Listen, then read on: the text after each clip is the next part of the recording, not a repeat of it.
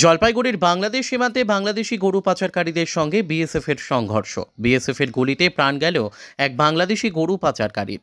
ঘটনায় আহত হয়েছেন এক বিএসএফ জওয়ান।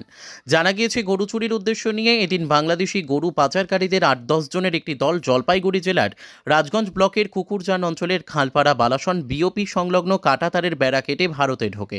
টহলরত বিএসএফ জওয়ানদের নজরে পড়লে তারা বাধা দেয়। সেই সময় পাচারকারীরা বিএসএফের ওপর হামলা চালায়।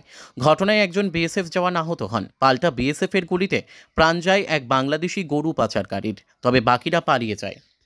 Bureau report, ABN news 24।